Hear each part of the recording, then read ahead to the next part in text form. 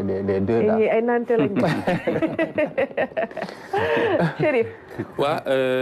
déjà di ko saluer ci constance bi moom parce que bokk na man ci ñi xam ne peut-être yaakaar naa ne gën nañ ma leeral par rapport ak Cheikh. parce que bon lire livre yi baax na. trop mais yenn saa yi nga toog nit waxtaan ak moom ci livre yi waxtaan ak moom ci xam-xam ñoom itam dañ koy def bu baax a baax te dañ leen ciy saluer par rapport ak liggéey bi ñu def maintenant. C'est par rapport à la postérité. Man mooy sama problème ak sama questionnement en tant que tel par rapport à la postérité on limite Cheikh Anta Diop à moom moo wane ne les Égyptiens étaient des Noirs. On limite Cheikh Anta Diop à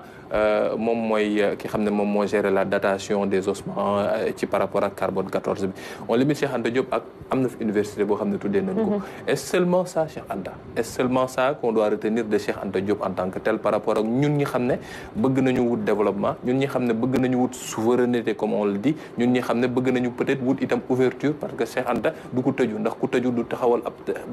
journal tuddee ko siggi nga toog ba bés nga tourné ko tuddee ko taxaw. déedéet Cheikh Anta gën na yaatu loolu bu baax a baax am na beneen sujet bu am solo boo xam ne dañ koy waxtaanee dernièrement depuis Wade muy parité. par exemple au fait gis nañ ne ñu ngi ciy def ay jéego yu baax a baax Cheikh Anta Diop ba muy soulever question boobu noonu au fait noonu il faut travailler à élever l'élément féminin au niveau de la République. boobu mu ngi koy wax ci daanaka parti politique am yu njëkk yi mu njëkk a créé moo xam BMS ak FNS yu mu créé woon juste après indépendance 1960 ak RND bi nga xam ne moom la mujjee créé en 1976 donc Cheikh Anta mu ngi koy waxaat ci livre am boobu may wax sànq bu publié en 74 mu ngi koy wax di wax ne dafa am solo mënuñu dem mukk ci développement bi nga xam ne dañ ko bëgg tant que tey ci wàllu xalaat ci wàllu jëf tey góor ñi ak jigéen ñi ku ci nekk sa effort gën di woo en fait donc loolu muy li nga xam ne rarement lañ koy waxtaanee ci Cheikh Anta Diop en fait muy mbir moo xam ne nii tey liggéey la boo xam ne mën nañ ci sukkandiku bu baax a baax pour la postérité comme ni nga koy waxee beneen bi ci des aussi mooy sur le plan économique dañ ciy wax lu bëri damay wax faral des fois di wax ñu bëri ma laaj leen ne leen lan mooy la politique économique bi nga xam ne ñun mooy suñu bu dëkk mooy suñu base ak moom moo adapté wu pour ñun parce que gis nañ un peu le capitalisme fi mu juddoo ak historique am jaroo ñu si ñëwaat ak fi mu taxaw le fait que ñu yéex a dem wala demuñu c'est parce que compatibleul ak ñun suñu dundi tant que tel soo ko waxee rek dañ naan kon da nga contre capitalisme ça veut dire que socialiste nga wala communiste ma ne leen déedéet kon seen xam-xam ñetti mouvement yooyu rek amul déedéet mu ngi noonu am na yeneen alternative yoo xam ne ni Cheikh Anta Diop mu ngi koy développé aussi ci téeréem yu bëri yu ci mel ni alerte sous les tropiques beneen bi aussi pour la postérité tamit mooy dañuy tënk Cheikh Anta ci ñaar wala ñetti téere da nga yaakaar ne sax ñaar wala ñetti téere yenn saa de suñu la waxee gars yi la waxee nation nègre culture rek gars yi alors bu ñu citation rek nation nègre culture d'après Cheikh Anta nee na léegi rek nga yaakaar ne fa la livre bi waaw fekk gën naa yaatu en fait fekk gën naa yaatu pour man liggéey bu gën a am solo Cheikh Anta Diop def sax ci alerte sous les tropiques la tey ak ci fondement yi ma doon wax ndax lu tax alerte sous les tropiques moo am solo mooy ce sont des écrits de jeunesse et écrits de jeunesse dafay am solo trop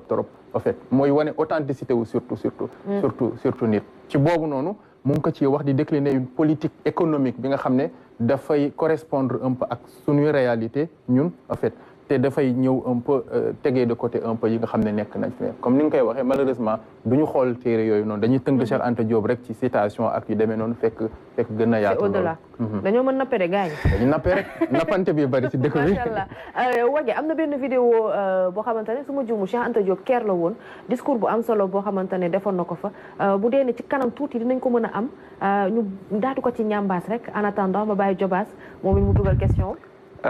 Saliou di la jaajëfal bu baax a baax encore une fois et puis di jaajëfal ak di saagal waa mouvement carbone 14 parce que li Assane wax loolu moo am solo constance bi nga xam ne am ngeen ko man je pense que à travers campus 2H ñu mel ne ay ñoom colonel ñoo tax ñu gën a gëstu li nga xamante ni yéen a ngi koy def man li ma bëggoon xam mooy parce que xam nga tey comme hier conseil des ministres njiitu réew mi wax na ko pour ñu gën a valoriser li nga xam ne mooy œuvre Cheikh Anta beneen bu ci des mooy gis nañu fan yële bu ñuy wax affaire de langue nationale ainsi de suite dañu koy insérer ci programme bi ak parité yooyu noonu yëpp mu nekk loo xamante ni tey Cheikh Anta waxoon nag depuis yàgg na tey comme si tu as l'impression que dañuy rattrapé wu ou bien dafa am loo xam ne dañ fi nekkoon fulaaluñu ko tey soo demee États-Unis ñu naan Cheikh Anta Day yeneen pays mais Sénégal comme on dit en wolof da nga njëkkee ci pax mi sa génn féete ginnaaw comme si noonu dafa am loo xam ne qu'est-ce qui s'est passé ba oubli boobu noonu xam nga les enseignements de Cheikh Anta les recommandations mën a tomber dans l'oubli comme ça ñu bàyyi ba léegi ñu mel dañu rattrapé wu dafa am boycott c'est la réalité dafa am boycott carrément bu am vis-à-vis de Cheikh Anta Diop bu ñu fàtte Cheikh Anta Diop et Senghor Oui, Cheikh Anta Diop et Senghor, mais c'est une réalité quoi. Pendant 20 ans, 21 ans, Cheikh Anta Diop mu ngi woon Sénégal mënul jàngale.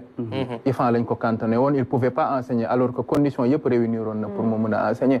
Donc xam nañ pouvoir bi enseignant mën a am quoi bu nekkoon devant des élèves nu mu mënoon a distiller un peu tasaare bu baax a baax xam-xamam. Ça c'est une réalité, on ne veut pas en parler souvent quoi, mais loolu réalité la. Mais au-delà de Senghor bi mu ñëwee bon Abdou Diouf moo ko réhabilité effectivement mu commencé jàngale très vite 5 ans 4 ans après mu décédé mais au-delà de ça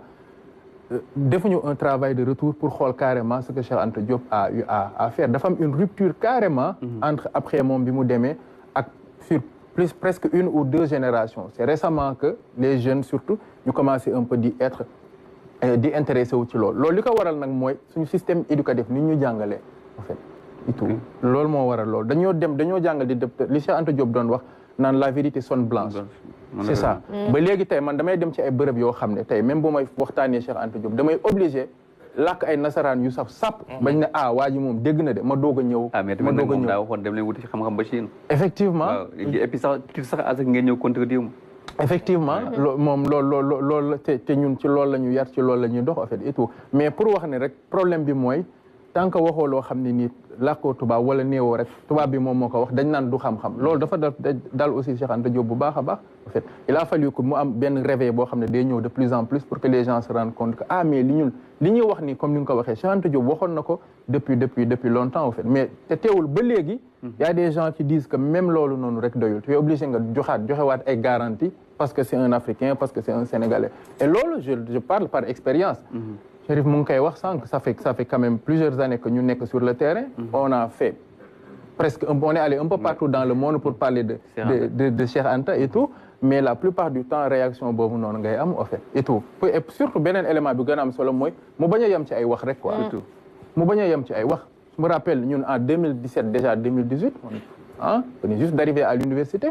teg ay jéego yu am solo ministre bi fi nekkoon ministre de l'éducation autant su ma juumal c'était Serigne Mbaye Thiam ñu tase caytu jël fa ay discours def fa ay discours ay engagement mooy li président de la République wax démb c'est exactement ça loolu la ñu waxoon déjà en 2017 espérons que dina am suite mais gis nañ ne amul benn suite nous quand on a compris ça nekkatuñu ci ay discours ak ci communiqué on s'est dit qu'on va faire le tour du pays c'est ce qu'on a fait avec un programme qui s'appelle Carbone 14 Tours on est allé vers les lycées on est allé vers les collèges on est allé vers les écoles on est allé vers les communautés pour leur parler de Cheikh Anta Diop distiller un peu et on a vu que effectivement c'est là où ça a commencé à prendre forme quoi donc nañu bàyyi discours bi vraiment nekk ci action bi quoi dina am solo trop machallah c'est important alors ma laaj la rek semaine ay